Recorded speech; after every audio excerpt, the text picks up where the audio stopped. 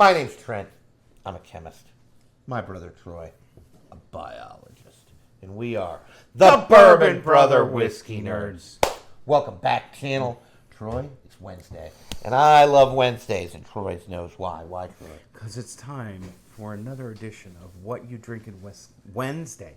We have spun the magical wheel of whiskey, which does us no wrong. For those of you who don't know, that is the only Drams app. Totally download that. Get that. Really cool. Add your collection. Scan the barcode. Pick my pour. And we picked the pour. It spins some bottles. It's really kind of fun. And it landed on Trent Booker's The Reserves. And proving that the magical wheel of whiskey does us no wrong. I remember, Troy, we fresh cracked this. We did. And probably going on a year ago. It was more than that. We fresh cracked it at the same time. We fresh cracked Little Book.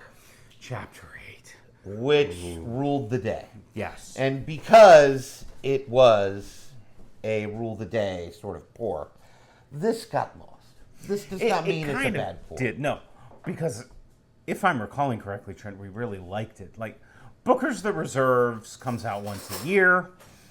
Usually at the end of the year. Right around the end of the year. This is the 2025 edition, if you will. So, holy moly. 125.9 proof, 8 years, 2 months, and 12 days. 8 year, 12 months? What'd you say? 8 year, 5 months? 8 years, 2 months, 2 months. and 12 days. Well, and Booker's has gotten a bad rap in recent years. Now, the price has gone up like it has on everything from food to gasoline. Alcohol was not immune. And Booker's The Reserves should probably be gotten rid of, and they should just release these as Booker's. Because, like twice a year. Because then people would pay for them and wouldn't complain about the price tag. Troy and I don't buy every Booker's because they have gotten more expensive. Even in Pennsylvania, it's a bill for a Booker's.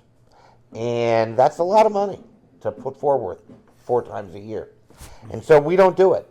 We do it only when they receive a claim of specific types. But Booker's The Reserves, I remember this being really tasty. This was wildly well accepted, and I think the general sentiment was, can every Booker's taste like this? Right. So, not just once a year, but 3-4 times a year? Yeah. Please, yeah. So we're going in for the nose on some 2024 Booker's Reserves. It smells like Jim Beam. My gracious. Roasty, toasty, coffee toffee. So delicious. My favorite thing about this, and Troy's right, the roasty, toasty, coffee toffee, on board. What I like the most about this is those sweet notes, the caramel, the brown sugar, the vanilla, just on steroids, folks. I don't know how you make something taste this caramely or smell this caramely. It is a caramel vanilla bomb. It's like vanilla buttercream frosting, and then underneath of that is fruit. Well, and there's some spice. Yeah. It's really, really just fruit notes. Dark Luxardo cherry. Now, there's some proof here. And Booker's is not exactly well known for, quote, hiding their proof. No, they're going to drink a little hot. They're going to drink like... Well, and you smell it here on the nose, right? Like the cilia have been tickled, as we like Trent's cilia are tickling. Sounds dirty. Sounds pervy. I'm here for it. I love the pervy things.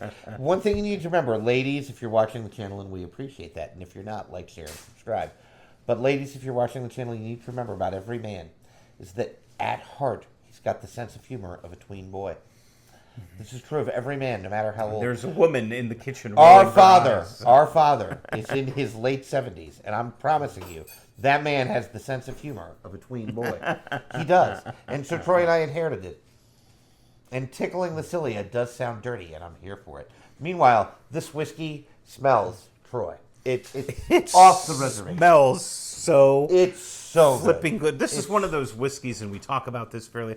You can smell the mouthfeel. Oh, the oiliness and the unctuousness. Well, because it smells sweet, syrup. Yes. Right? There's a maple syrup note almost. There's a marshmallowiness. Yes. Yes. It smells so good. But it's just the richness. If this transitions to the palate, I mean, We need to drink. What I'm impressed We Trent, need to drink is this more. It's so probably good. 13% rye. The rye prevalence on the nose is there. It's really interesting how they do that. You're Like, getting some baking spice. well, and I'm sure it's a blend, right? Oh, absolutely. So who knows what the derived mash bill is, but it doesn't matter. Oh, I wish you had smell-o-vision or smell a YouTube, which also sounds dirty. What do you do when you're smelling a tube? Darn it, now we can't post this. We'll get cited. I'm just kidding. We probably still can post it. That'll be up to Troy. All right, you know what? I have to drink this. Cheers. Whiskey.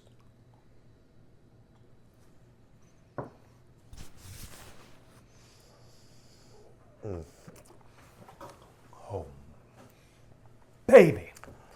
Well, happy Wednesday. Holy moly. Whew. All right, Troy, stop me when you disagree. First thing I got, sweet. Yep. Still drink sweet. Marshmallow, brown sugar, caramel. Honey graham cracker. It's so good. It's so good. And oh my God, the finish on this whiskey. And then after that, there's this transition to like a maltiness. Mm-hmm. And then that's where the rye comes in. Espresso coffee comes Yes. to mind. It's a very bold. That punch of flavor. Espresso coffee is a really on point note. Just and remember that one. a little bit of hazelnut. Because it's bold. It's a bold note, right? Like it Yep. really takes over the palate. The nuttiness Early is- on, it's mild and sweet and normal and all of those marshmallow, brown sugar, caramel notes. And then there's this bold note that takes over. And Troy's right. The best words to describe it. Espresso. that hazelnut praline pecani nuttiness is definitely there. It's The Kentucky hug, you know you're drinking something that's got some well, and the behind proof it. hits there Yep. too. At least it did for me. Yep. It's espresso with proof. Somebody needs to make an alcoholic espresso. Bottle that. Right, They yeah. probably do, Yeah. but We'll leave that alone. Somebody's made that $1 million, which means we won't. Damn them. But then the finish. Oh, Troy. it's warming. The Kentucky hug Yeah. mingles with the finish. It's just delightful. It's This not is- rye. The other thing, oak. Oak. Yes. Oak. This is Sweet oak. It's much oakier on the palate than it is on the nose. Oak. It's very oak forward on the palate, and Trent, that you know what? lends to the It mouthfeel. sparks of a little bit. The Buckner's 10-year. I could get behind that. I don't think it's as fruit forward. It's not. It's roasty or toastier. Right. Yeah. It's more nutty. Yep. Praline is good. Hazelnut is good. Even roasted peanuts, right? You ever been to a baseball game where they roast those peanuts on site? That's the smell. That's the flavor. And you always got to buy those peanuts. Now, of course, at a baseball game, Trent said it earlier, but the caramel notes on this are the only thing I can compare it to is higher end Weeders. Sometimes do this yeah. caramel. Because Maker's Mark products can be just caramel vanilla bombs. Especially if you get a pick. Those Maker's Mark picks, folks. They're It's incredible. the interplay with the sweet notes and the wood. Well, right. Yep. And that's what this has, Yep. too, right? Like caramel, sweet notes with wood. Because the oak is really strong. I didn't get it on the nose. Maybe I will later. But it's there on the palate. Oh, my God. Now I'm getting the wood on the nose. A little bit more. Yep. Almost, we drank a whiskey the other day off camera where it's like almost astringent, even on the nose. So much wood. And it's only like 8 years, 2 months old. This, if Booker's tasted like this, people would buy them all the time. All the time. Jim Beam, if you're listening, and of course you are because we're lovable, you need to do this. Make Booker's, instead of 4 times annually, twice annually. I promise you, you will actually profit more money because more people will buy it if it tastes like this than they buy the quarterly offerings because it's better.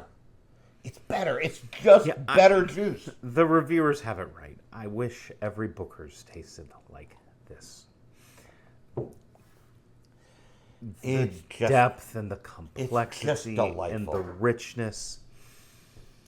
Have we talked about mouthfeel yet? Because it is syrupy. This is a bold and aggressive whiskey. This is not for the faint of heart. This is not your grandmother's whiskey. Oh, the oak. Oh my God, it's so good. So freaking good. Now, if you're sensitive to oak, this might not be your pour. Because I'm here to tell you, folks, you don't get it on the nose, but on the palate, the oak is strong with this one, young Padawan. It is strong. It's so flippin' good. But the sweetness interplaying with that oak and that delicate fruit note.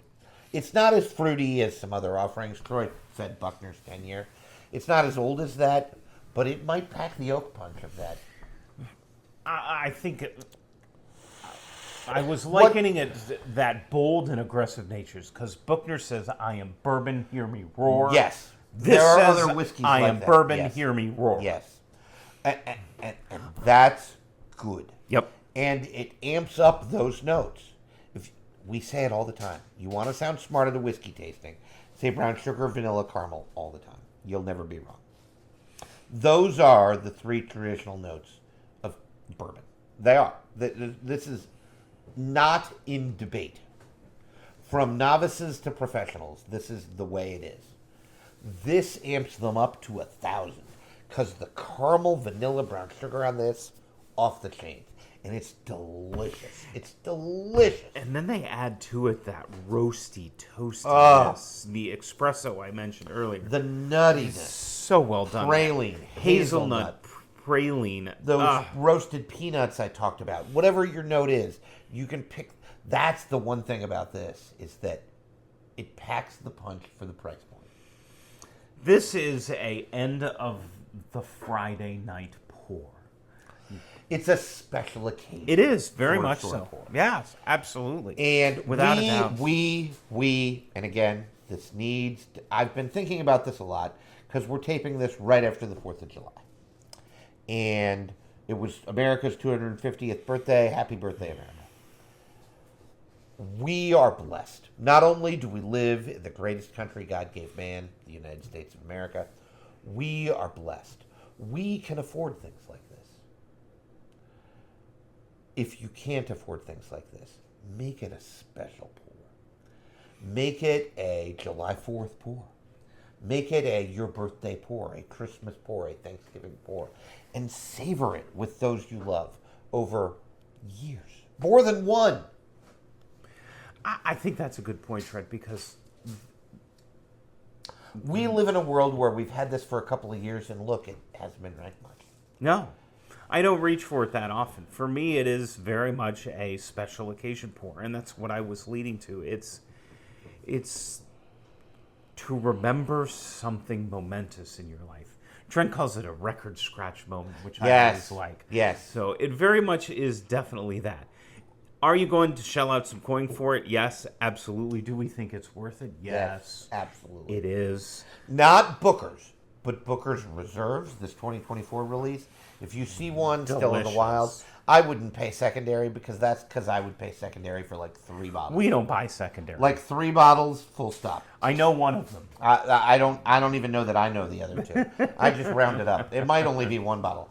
But, so, in any case, this is a must if you're into it. I don't want you to spend out of your price range, but for a Christmas gift, a birthday gift, a special pour, to share with friends and loved ones, folks, you can't do wrong. And no matter what whiskey you're drinking, no matter when you're drinking it, whether it's Booker's Reserves for a special occasion or something just as a daily sipper, we want you to always drink what you like. Like what you drink. We'll see you next time, folks. Bye now. everyone.